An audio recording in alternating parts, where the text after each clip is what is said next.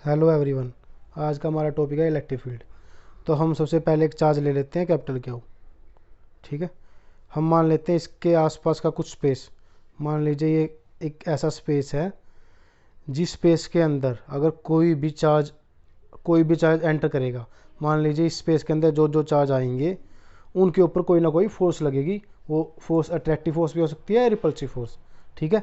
और इस जो ये वाला हमारा स्पेस है, जो आसपास वाला स्पेस है, इसके आउटसाइड जो कोई भी चार्ज आएगा, मान लीजिए क्यू नोट आया, ठीक है, उसके ऊपर कोई भी फोर्स नहीं लगेगी। ठीक है।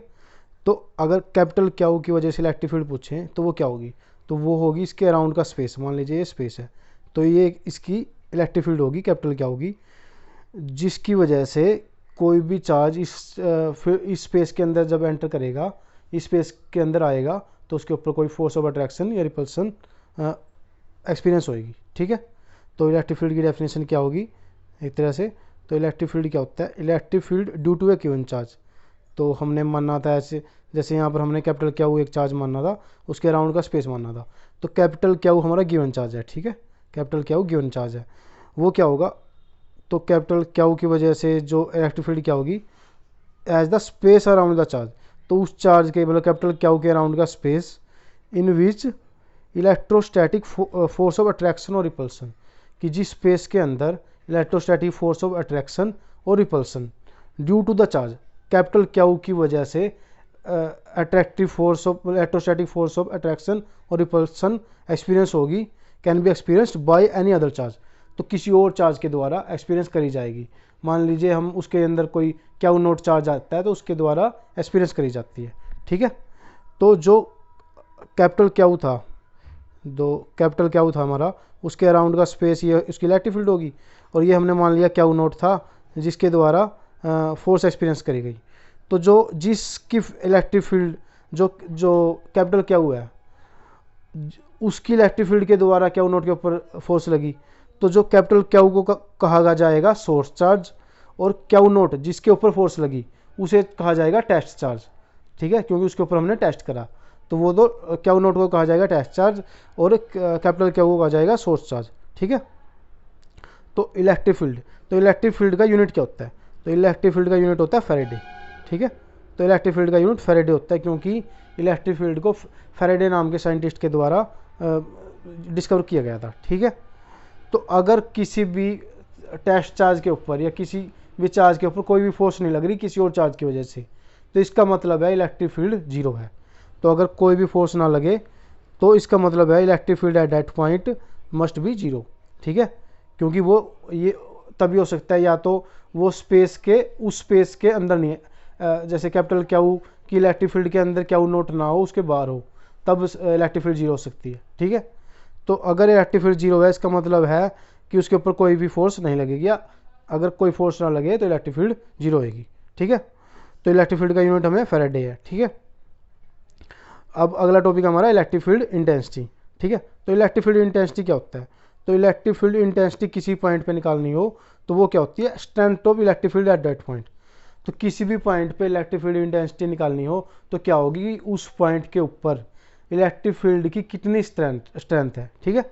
तो इलेक्ट्रिक फील्ड की कितनी ज़्यादा क्वांटिटी वहाँ पर प्रेजेंट है, कितनी ज़्यादा स्ट्रॉन्ग इलेक्ट्रिक फील्ड वहाँ पर प्रेजेंट है। स्ट्रॉन्ग इलेक्ट्रिक फील्ड का मतलब कि कितनी ज़्यादा फोर्स ऑफ अट्रैक्शन वहाँ पर हो सकती है। ठीक है। कोई भी नया चार्ज आए तो उसके ऊपर कितनी ज़्यादा फोर्स ऑफ अट्रैक्शन होगी, उतनी ज़्यादा इलेक्ट्रिक फील्ड होगी। तो किसी भी पॉइंट के ऊपर इलेक्ट्रिक फील्ड इंटेंसिटी होगी कि strength of electric field at that point. ठीक है।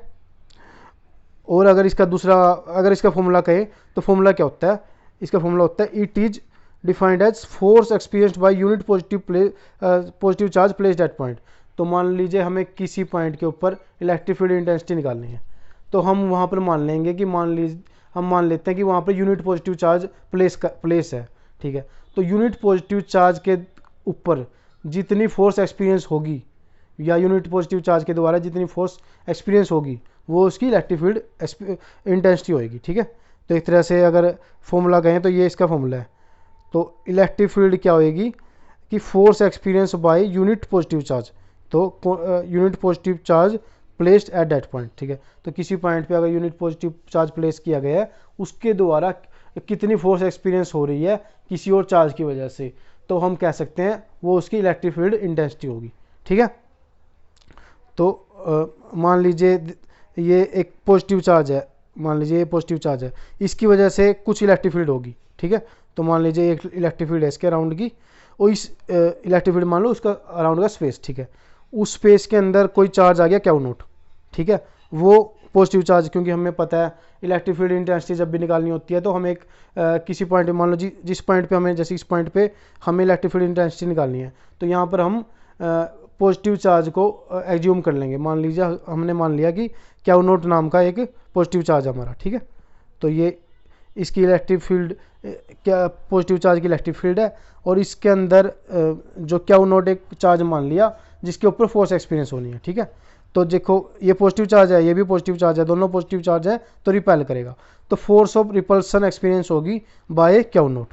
ठीक है, तो जितनी फोर्स रिपल्सन एक्सपीरियंस होएगी यूनिट पॉजिटिव चार्ज के द्वारा वो होगी इलेक्ट्रिक फील्ड। ठीक है, और अब दूसरे केस में हमने मान लिया कि नेगेटिव चार्ज है, ये नेगेटिव चार्ज मान रखा है। ठीक है, तो नेगेटिव चार्ज की मान लेते हैं ये इसकी, मान लो इतनी बड़ी, क्योंकि ये मान लिया हमने इसकी इलेक्ट्रिक फील्ड, क्योंकि इलेक्ट्रिक फील्ड इसके अराउंड का स्पेस होएगा जहाँ जहाँ फोर्स लगेगी। तो ये अब मान लीजिए इस पॉइंट के ऊपर हमें निकालनी है इलेक्ट्रिक फील्ड इंटेंसिटी। यहाँ पर हमने मान लिया क्यू नॉट, क्यू नॉट मतलब यूनिट पॉजिटिव चार्ज। ठीक है, तो यूनिट पॉजिटिव चार्ज मान लिया हमने इसके इस पॉइंट के ऊपर जहाँ पर हमें इलेक्ट्रिक फील्ड इंटेंसिटी निकालनी है। तो अब यहाँ पर ये नेगेटिव चार्ज है, ये पॉजिटिव चार्ज है, तो पॉजिटिव और नेगेटिव अट्रैक्ट करेंगे, तो फोर्स ऑफ अट्रैक्शन का डायरेक्शन टूवर्ड्स नेगेटिव चार्ज हो जाएगा, और इसमें अवे फ्रॉम पॉजिटिव चार्ज था। ठीक है, तो डायरेक्शन डिपेंड करता है कि वो उसका पॉजिटिव चार्ज है नेगेटिव चार्ज है। ठीक है, तो हम ऐसे हम इलेक्ट्रिक फील्ड इंटेंसिटी निकाल सकते हैं, और हमें फॉर्मूला हमें पता लग गया कि इलेक्ट्रिक फील्ड इंटेंसिटी का force experience per unit charge. ठीक है, और चार्ज क्या है, यूनिट पॉजिटिव चार्ज है। ठीक है, तो इलेक्ट्रिक फील्ड इंटेंसिटी का हमारा ये फॉर्मूला हो गया।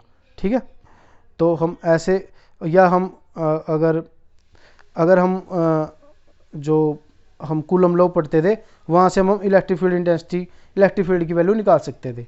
तो कूलम लॉ के अंदर हमने फोर्स का फॉर्मूला पढ़ा था, तो उससे अगर क्यू नॉट से डिवाइड कर दे तो हमें इलेक्ट्रिक फील्ड इंटेंसिटी की वैल्यू निकाली जा सकती है। ठीक है, तो यहाँ से अगर इसका यूनिट देखें तो यूनिट क्या होगा, देखो जो फोर्स का यूनिट क्या होता है, न्यूटन। जैसे यहाँ पर फोर्स है, इसका यूनिट न्यूटन होता है, और क्यू नॉट मतलब चार्ज, चार्ज का यूनिट कूलम होता है, तो न्यूटन पर कूलम इसका यूनिट हो गया।